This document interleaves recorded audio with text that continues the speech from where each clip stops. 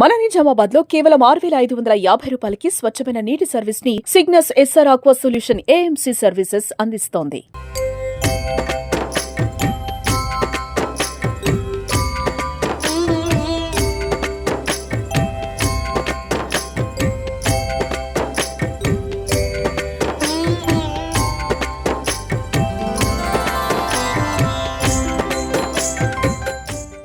నమస్తే, welcome to Suman TV.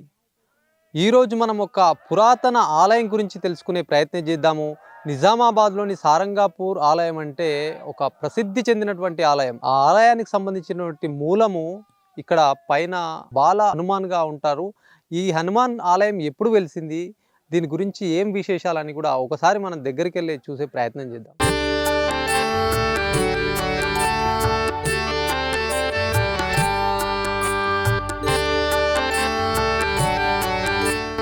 మనం చూస్తున్నాం సారంగాపూర్లోని ఇది శివారు ప్రాంతం అని చెప్పొచ్చు. ఈ శివారు ప్రాంతంలో మొత్తం అడవే ఉంటుంది, దట్టమైనటువంటి అడవి. ఈ అడవిలో కూడా ఒక మెట్లు ఇప్పటికీ కనిపిస్తున్నాయి. ఈ మెట్ల మధ్య నుంచి ఆ కొండ ఉందా, ఆ కొండ దగ్గర కూడా ఈ హనుమాన్కి సంబంధించినటువంటి ఆలయం ఉంది.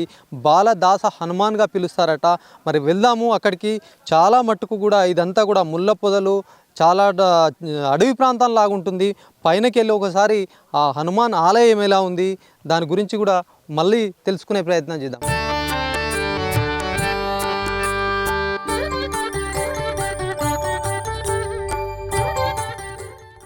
పైన ఆలయం ఉంది, బాల హనుమాన్గా పిలుస్తారు. దాదాపుగా కూడా సారంగపూర్ హనుమాన్ టెంపుల్ నుంచి ఒక 1.5 కిలోమీటర్ల దూరంలో ఉంది. అయితే దీనికి చరిత్ర ఏం చెప్తుందంటే, అక్కడ సమర్థ రామదాసు శివాజీ యొక్క గురువు, ఈయన కూడా ఇక్కడ మొదటగా వచ్చి ఇక్కడ స్నానం చేసి ఆ సారంగపూర్ హనుమాన్ ఆలయానికి కూడా వెళ్తారు అని చెప్పేసి చెప్తున్న పరిస్థితి చూడొచ్చు మనం. ఇవన్నీ కూడా మెట్లు, చాలా ఏళ్ళ నాటి మెట్లు కూడా ఇవి. ఇక్కడ మొత్తం కూడా అడవి ప్రాంతం, మొత్తం చెట్లు, మొత్తం ముళ్ళ పొదలతో కూడా ఉన్నటువంటి పరిస్థితి. అయితే ఇక్కడ కొంతమంది భక్తులు వచ్చి కూడా దీన్ని క్లీన్గా చేసి నడవడానికి కూడా అనుకూలంగా మార్చినటువంటి పరిస్థితి.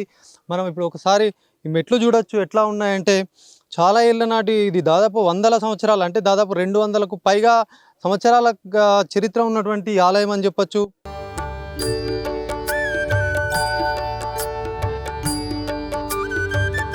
చాలా ప్రశాంతమైన వాతావరణం, ప్రకృతి ఒడి అని చెప్పచ్చు. ఇలాంటి ప్రకృతి ఒడిలో కొన్ని 100 సంవత్సరాల క్రితం కూడా ఇక్కడ ఒక ఆలయం ఉండడము, ఈ ఆలయానికి సారంగాపూర్ ఆలయానికి సంబంధం ఉండడము, ఇదంతా కూడా ఈ మధ్య కాలంలో కూడా బయటకు వచ్చినటువంటి పరిస్థితి చూడొచ్చు మనం. ఈ ఆలయం దగ్గర ఉన్నాము. ఈ ఆలయం బాల హనుమాన్ కానీ బాలదాస హనుమాన్ అని పిలుస్తారట. దాదాపుగా కూడా ఒక 200కు పైగా సంవత్సరాలుగా చరిత్ర ఉన్నటువంటి ఈ ఆలయం అని చెప్పొచ్చు.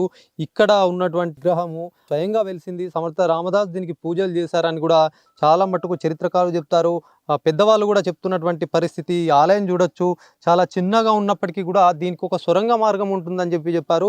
ఈ సొరంగ మార్గం ఇక్కడ నుంచి సారంగాపూర్ హనుమాన్కు ఉంటుంది, అక్కడ నుంచి రామాలయం ఉంటుంది, రామాలయం నుంచి కిలా రామాలయం వరకు కూడా ఇదంతా కూడా సమర్థ రామదాసు పూజలు చేస్తూ ఉంటాడని చెప్పేసి గతంలో ఈ డైరెక్ట్గా అప్పుడు దారులు ఉండకపోయేది కాబట్టి ఇవన్నీ కూడా సొరంగ మార్గాల ద్వారానే ఇలాంటి దూర ప్రాంతాలకు వెళ్ళేటప్పుడు ఇట్లాంటి మార్గాలు ఉండేవని చెప్తారు. మొత్తం పొరకతో నిండిపోయినటువంటి పరిస్థితుల్లో కూడా ఇక్కడ ఉన్నటువంటి గ్రామస్తులు, సారంగపూర్లో గ్రామస్తులు కావచ్చు, కొంతమంది దీనికి సంబంధించి సారంగపూర్ ఆలయం కావచ్చు, ఇక్కడ ఉన్నటువంటి యువత కావచ్చు, దీనిపైన నడుం బిగించి ఈ ఆలయాన్ని బయటకు తీసుకొద్దాము, ఆలయానికి సంబంధించినటువంటి చరిత్రని అందరికీ తెలిసేలా చేద్దామని చెప్పేసి సుమన్ టీవీని ప్రత్యేకంగా వాళ్ళు ఆహ్వానించారు. సుమన్ టీవీ కూడా చాలా పురాతన ఆలయాలు కూడా ఎంతో దానికి విశిష్టత ఉంటుంది, ఆ విశిష్టత అందరూ తెలుసుకోవాలనే ఉద్దేశంతో కూడా వచ్చాము.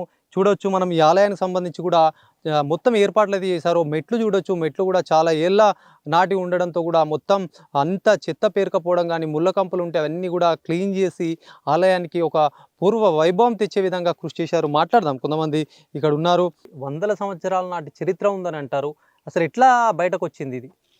అయితే ఇక్కడ పురాతన కాలంలో సారంగపూర్ అనే గ్రామం, షేరిపూర్ అనే గ్రామం, 2 గ్రామాలు ఉండే. అప్పుడు ఇక్కడనే పూజలు చేసుకునేవారు. అప్పుడు హనుమాన్ మందిరం, అక్కడ పెద్ద హనుమాన్ మందిరం లేదు అప్పుడు. అయితే కొన్ని సంవత్సరాల క్రితము ఇట్లా జరుగుతూ ఉండగా ఈ షేరిపూర్ అని ఇక్కడ సైడ్కు ఉంటుంది, సారంగపూర్ అని ఇప్పుడు జైలు పడ్డది. అక్కడ ఉండేది ఊరు, అక్కడ ఉండేది కాదు ఊరు. ఈ కినాల యుద్ధం ఊరుండే. ఇప్పుడు తర్వాత 1950లో ఆ ఊరు అక్కడ వెళ్ళిందట, మాకు తెలియదు. మాకు పెద్దలు చెప్తే విన్నాం. కాబట్టి ఈ హనుమాన్ మందిరం చాలా సంవత్సరాలది. కాకపోతే ఏంటంటే ఇక పెద్ద హనుమాన్ మందిరం ఎప్పుడైతే ఏర్పడ్డదో పూజలు అక్కడ చేస్తున్నారో దీన్ని మర్చిపోయారు. అంటే ఇక్కడ సమర్థ రామదాస్ మహారాజు వచ్చినప్పుడు సారంగధరుడు అనే రాజు ఇక్కడ పరిపాలన చేసినట. అప్పుడు వర్షాలు కురవక పంటలు ఎండిపోతే ఆ సారంగధరుడు అనే రాజు వాళ్ళందరినీ పిలిచి చాలా బాధ పెడుతుంటే, విపరీతంగా బాధ పెడుతుంటే వాళ్ళు మొరబెట్టుకున్నారు, దేవుడా మేము ఏం చేయాలా, మమ్మల్ని నోడుగా పాడాలా, మా ఈ వర్షాలు పడతలేవు, మమ్మల్ని మా సారంగధరుడు అనే రాజు మమ్మల్ని హింసిస్తున్నాడు, ఇదంతా ఏం మాయమ్మా అని చెప్పేసి అప్పుడు ఇక్కడ సమర్థ రామదాస్ మహారాజు వచ్చి ఉండి పూజలు చేస్తుండగా అతని దగ్గరికి వెళ్ళిపోయి, అయ్యా మీరెవరో ఋషి ఉన్నట్టున్నారు, మీరు మమ్మల్ని రక్షించురు అంటే ఏమైందంటే సారంగధరుడు అనే రాజు మమ్మల్ని బాధ పెడుతున్నాడు, మమ్మల్ని కాపాడు అంటే అప్పుడు ఆయన చూసి సరే అని చెప్పి ఆయన పూజ చేస్తుంటే ఈ హనుమాన్ మందిరు ఇక్కడ ఉన్న ఆంజనేయుడు స్వామి ఇక్కడ రాళ్ళసేరు అనే ఒక చెరువు ఉంటుంది, దాంట్లో దామెర పూలు ఉంటుండే, ఇప్పుడు ఉంటలేవు. అయితే ఆయన అగ్రంగా కోపంతో ఆ చెరువులో పడి తానం చేసి ఆ పువ్వుని తెంపుకొని అక్కడ పోయి గుప్తమయ్యాడు. అక్కడ ఎవరైనా చూడండి హనుమాన్ మందిర్లో గద అనేది ఉండదు, పువ్వు ఉంటుంది, దామెర పువ్వు ఉంటుంది ఆయన చేల. కాబట్టి ఏంటంటే అప్పుడు ఎప్పుడైతే వెలిసిండో ఆ సమర్థ రామదాస్ మహారాజు అక్కడ ఉండి గుడి కట్టేయడం చేయడం, ఈ మరి కొంతమంది దాతలు కలిసి అదంతా గుడి ఏర్పాటు చేశారు. ఇప్పటికి కూడా మీరు చూడవలసిన అవసరం ఏమున్నాయంటే ఇక్కడ ఎట్లా ఉంటాయో రాళ్ళు అక్కడ ఎట్లా ఉంటే రాళ్ళు ఉంటాయి. ఖచ్చితంగా మీరు అబ్జర్వ్ చేయండి. దాంట్లో ఈ రాళ్ళు ఇప్పుడు బండ మీద ఉన్నది, బండ మీద ఒక జెండా ఉన్నది, ఈ రకంగానే మొత్తం ఉంటాయి, గుండ్లు మొత్తం అట్లా ఉంటాయి. కాబట్టి ఏంటంటే ఆయన నేను ఇక్కడున్నా, నేను అదే రూపం నాకు అక్కడ ఉండాలని చెప్పి ఆయన అదే రూపంగా బండలు అవన్నీ తయారు చేసుకొని అక్కడ వెలిసిండు. కాబట్టి అప్పటి నుంచి భక్తులు అక్కడనే ఎక్కువ మొగ్గు చూపుతారు, ఇక్కడ ఎవరు వస్తలేరు. కాకపోతే పురాతనమున ఎవరైతే మహానుభావులు ఉన్నారో వాళ్ళు వచ్చి అప్పుడప్పుడు వచ్చి పూజలు చేస్తారు, అన్నసత్రం పెడతారు, వాళ్ళు వెళ్ళిపోతూ ఉంటారు. కానీ ఇక్కడ ఎవరు పట్టించుకుంటలేరు కాబట్టి అక్కడనే అందరూ వెళ్తున్నారు. ఇంకోటి ఏంటంటే ఇక్కడ సరి అయిన మార్గం లేదు, రోడ్డు మార్గం లేదు, ఇక్కడ ఎవరికి ఇక్కడ గుడి ఉన్నదని తెలియదు. కాబట్టి ఏంటంటే ఈ రకంగానే అందరు కలిసి ప్రోత్సహించి ఇక్కడ చేసినట్టయితే ఇక్కడ విశాలంగా ఉన్న జాగా మంచిగా ఉన్నది, చెట్లు చేమలు సాపు చేస్తే దీని చరిత్ర బాగున్నది. ఈ చరిత్రకు ఇక్కడ పూజ చేసిన వాళ్ళకు చాలా ముక్తి కలుగుతుంది, భక్తి కూడా పెరుగుతుంది అనేది కూడా మా పెద్దలు చెప్పంగా విన్నాము. ఇప్పుడు ఏంటంటే అక్కడ విశాలంగా ఉన్నది కాబట్టి అక్కడ పోయి పూజలు చేస్తున్నారు. ఇక్కడ మర్చిపోవద్దు, ఎందుకంటే పురాతనమైన మందిరము, ఈ పురాతన మందిరం మర్చిపోవద్దు అని చెప్తున్నారు. సురంగ మార్గం కూడా ఉందంటారు. అప్పుడు సమర్థ రామదాసు అక్కడి నుంచి వచ్చి ఇక్కడ పూజ చేసి మరి సురంగ మార్గంలోనే వెళ్తారని అంటున్నారు. సురంగ మార్గం ఉన్నదని చెప్తున్నారు కదా. అయితే పురాతన కాలంలో ఎక్కడ మందిరం వెలిసిన తర్వాత మా తాత వాళ్ళ తాత విన్నా ఏంటంటే ఒక మహారాజునేనట అక్కడ నుంచి సొరంగంలోకి వెళ్ళి, ఆ సొరంగం అక్కడి వరకే ఉందని తెలుసు, నాకు ఇక్కడ వరకు ఉందని తెలియదు, నానమ్మ చెప్తుంటే నిన్న ఆ సొరంగంలోకి వెళ్ళి మహారాజు గుర్రం మీద వచ్చి ఆ గుర్రం అక్కడ కట్టేసి మహారాజు పూజ చేయడానికి ఆ చెరువులోకి వెళ్ళి వస్తుండగా మా తాతని తీసుకొని వస్తుండే కట్ట మీద ఆయనకు నీళ్ళకి వెళ్ళి పోతుంటే భయం అవుతుండే. కాబట్టి మహారాజు నేను ఇక్కడనే ఉంటా అంటే ఆ మహారాజు ఆ నీళ్ళకి వెళ్ళి పోతూ ఉంటే నీళ్ళు ఇట్లా వెళ్ళిపోతున్నాయట, పక్క పొంటి దారి పడుతున్నాయట. ఆ మహారాజు ఇక్కడ దాకా వచ్చి పూజ చేసుకొని సమర్థ రామదాస్ మహారాజా కాదు ఒక అంటే సమర్థ రాజు మహారాజు కట్టిన తర్వాత మహారాజు నుండి పీఠాధిపతులు వాళ్ళకు ఆయన ఎంత భక్తి ఉందో ఆయన మాకు తెలియదు, మా నాన్నమ్మ చెప్పంగా నేను విన్నా. కాబట్టి అక్కడ నుంచి వస్తుంటే మా తాత భయపడ్డాడట. అప్పుడు పువ్వులు సింహాలు అవి ఉంటుండేనట. అక్కడ మా తాతకు భయపట్టిస్తుంటే పులులు, నేను రాను మహారాజు, నీకు దండం పెడతా, ఆ పులులు వచ్చి నన్ను బాధ పెడుతున్నాయి, నేను రాను, నీ ఏం పట్టానంటే అరే ఏం కాదురా అని చెప్పేసి ఒక 5 రాళ్ళు ఇచ్చి వచ్చిందట. వస్తే రాయి బట్టి కొట్టు వెళ్ళిపోతుంది అంటే అట్లా కొన్ని రోజులు చేస్తుండగా ఇదంతా నీతో బాధద్రా అని చెప్పి అది ఏదో ఉపదేశం ఆయనకి ఇచ్చేసిండు. కాబట్టి అప్పటి నుంచి ఆయన చుట్టుపక్కల పల్లెలలో కూడా గొర్రెలు మేకలు ఆవులు ఉంటుండే, వాళ్ళకు కూడా ఈ రాళ్ళు ఇస్తే ఇట్లా మంద చుట్టూ వేసేస్తే ఏం రాకపోతున్నాడు పుల్లు. అప్పుడు ఆ చెప్పంగా అయినా నేను సొరంగ మార్గం ఇక్కడ నుంచి లేదు కానీ అక్కడి నుంచే సొరంగ మార్గం ఉందని తెలుసు నాకు. అప్పట్లో ఎంత భక్తి ఉంటుండే ఎంత అనేది, ఒక రాయి ఇస్తే కూడా ఆ రాయితోటి పరిగెత్తుతా చనిపోతుంది అని కాదు, కాకపోతే అందులో శక్తి, ఆ రాయిలో ఒక శక్తి ఉంటుండే, శక్తి ఆ రాయిని చూసి అది ఇట్లా పడేయంగానే వెళ్ళిపోవాలంటే వెళ్ళిపోతుండేనట, అంత శక్తి ఉంటుండే ఆయన ఇచ్చిన దాంట్లో. అయితే దాంతో కొన్ని రకాల తర్వాత ఈ ఉసుకే తోటి జపం చేసి ఇస్తే ఉసుక చల్లేస్తే అంత పెట్టు ఆవులు కానీ బర్రెలు కానీ లేకుంటే మేకలు కానీ లేకుంటే గొర్రెలు కానీ అటువంటి ఉంటే ఏం రాకపోతున్నాయట. అంటే అంత శక్తి సమర్థులు ఈ మహారాజు నుండి. కాబట్టి పూజలు ఇక్కడ చేసిండు. కానీ ఇప్పుడు ఈ కాలంలో అన్ని యువత మర్చిపోతున్నది, పెద్దోళ్ళు చెప్పడం లేదు. మీ అటువంటి టీవీలోళ్ళు వచ్చి హనుమాన్ మందిరాన్ని ప్రచారం చేసినట్టే. కాబట్టి అక్కడి నుంచి ఇక్కడ మార్గం ఏర్పాటు చేసి అక్కడి నుంచి ఒక రోడ్డుకు మార్గం ఏర్పాటు చేసినట్టయితే భక్తులు ఇక్కడ కూడా వచ్చి పూజ చేసిపోయే అవకాశాలు ఉన్నాయి. కాకపోతే అక్కడి వరకే మందిరం అని తెలుసు, ఇది పురాతన మందిరం అని ఎవరికి తెలియదు. కాబట్టి ఈ మందిరాన్ని మీరు ప్రచారం చేసి అక్కడ నుంచి మార్గం ఇప్పటికైతే ఉన్నది మార్గం, కాకపోతే ఇక్కడ బోర్డు పెట్టి అది పురాతన మందిరం అక్కడ ఉంది అని ఒక బోర్డు పెట్టినట్టయితే చేస్తుంది. కాకపోతే ఏంటంటే మేము అక్కడ మాకు హక్కులు లేవు. సారంగపూర్ హనుమాన్ మందిరమే కానీ అది ఎండోమెంట్లు ఉన్నది, మాది ఏం చెల్లదాడ, మహారాజులు ఉండింది, మహారాజులు మమ్మల్ని రానియాలి ఎక్కడికి. కాబట్టి ఇక్కడ డెవలప్ అనేది జరుగుతలేదు. కాబట్టి మీ టీవీ ద్వారా ఆ ఎండోమెంట్ వాళ్ళు కానీ ఇక్కడ వచ్చి ఇక్కడ దాకా దారి ఆ మార్గం ఏర్పాటు చేసినట్టయితే ఇక్కడ కూడా పూజలు జరుగుతాయి. చూడొచ్చు మొత్తానికి కూడా సారంగపూర్ హనుమాన్ ఆలయానికి ఈ ఆలయానికి క్లియర్గా చెప్పారు, చాలా సంబంధం ఉంది. సమర్థ రామదాస్ మహారాజు కూడా ఇక్కడ నిర్మించారు, ప్రత్యేకంగా స్వయంభుగా వెలిసినటువంటి పరిస్థితి.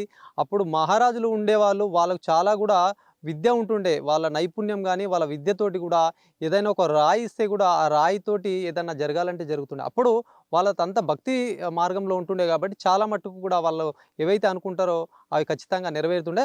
ఓకే, ఆ కోవలోనే దీనికి సంబంధించి కూడా ఎండోన్మెంట్ అధికారులు కావచ్చు, మరి ఇతర ఎవరైనా దీనికి సంబంధించి హనుమాన్ ఆలయానికి వచ్చేవాళ్ళు ఈ హనుమాన్ ఆలయానికి వచ్చే విధంగా కూడా దారి ఏర్పాటు చేసి మరింత డెవలప్ చేయాలని చెప్పి వీళ్ళు కోరుతున్నారు.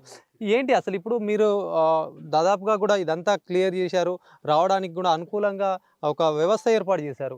మరి ఎన్ని రోజుల నుంచి ఇది ఇట్లా చేస్తున్నారు? ఇది గత 20 సంవత్సరాల క్రితము ఇక్కడ నాగేష్ పంతులు గారు మహారాజ్ అని చెప్పేసి ఇక్కడ ఒక రాతిని హనుమంతుని రూపంలో చెక్కిపియడం జరిగింది. ఆయన సంకల్పం ఏంటంటే ఈ బాల హనుమాన్ దగ్గర ఇక్కడ పైన పెడదామన్న ఆలోచన ఉండే. కాకపోతే దగ్గర అంటే 5-6 టన్నుల కంటే ఎక్కువ వెయిట్ ఉంటుంది ఆ విగ్రహము.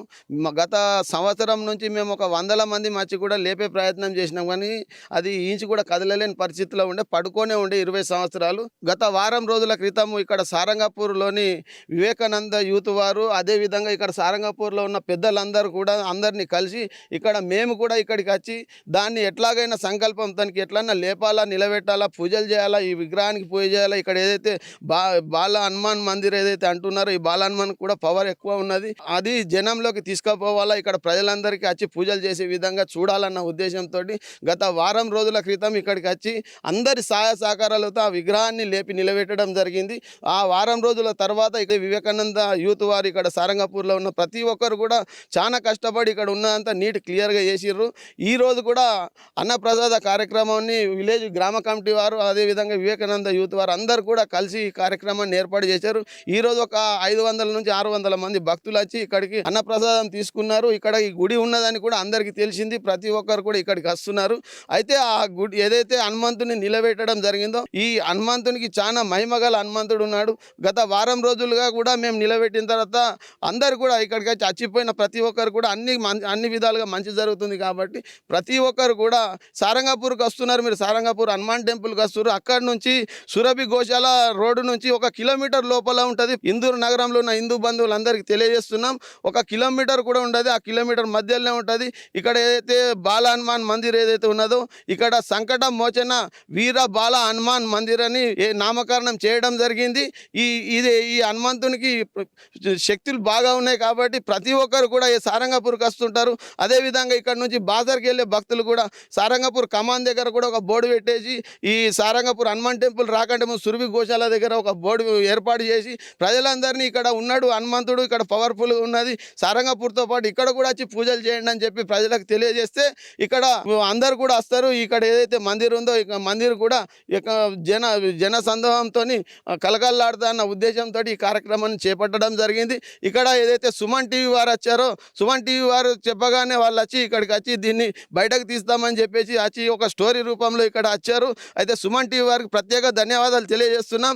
ఇందూరులో ఉన్న కొన్ని గుడులు పూజలకు నోచుకొని గుడులు ఉంటాయి, అవన్నిటినీ కూడా ఇట్లనే ప్రజల లోపలికి తీసుకొని వెళ్ళి అందరినీ మందిర్లను పరిచయాలు చేస్తూ అదేవిధంగా మందిర్లను పూజలు చేసే విధంగా కృషి చేయాలని చెప్పి సుమన్ టీవీ వారికి ప్రత్యేక ధన్యవాదాలు తెలియజేస్తున్నాం. ఇది దీనికి సంబంధించి కింద కూడా ఒక విగ్రహం చెప్తున్నారు, హనుమాన్ విగ్రహాన్ని గత కొన్ని సంవత్సరాల క్రితం అయితే ఒక మహారాజ్ అక్కడ విగ్రహాన్ని చెక్కించి అక్కడే పెట్టారు, అది అలాగే ఉంది, చాలా రోజులుగా పూజలకు నోచుకోలేదు అని చెప్పారు. ప్రస్తుతం వీళ్ళందరూ కూడా దాన్ని నిలబెట్టే ప్రయత్నం చేశారు. మొత్తం విగ్రహం ఉందో విగ్రహాన్ని క్రేన్ సాయంతో నిలబెట్టారు. దాన్ని కూడా ఒకసారి చూపించే ప్రయత్నం చేద్దాం.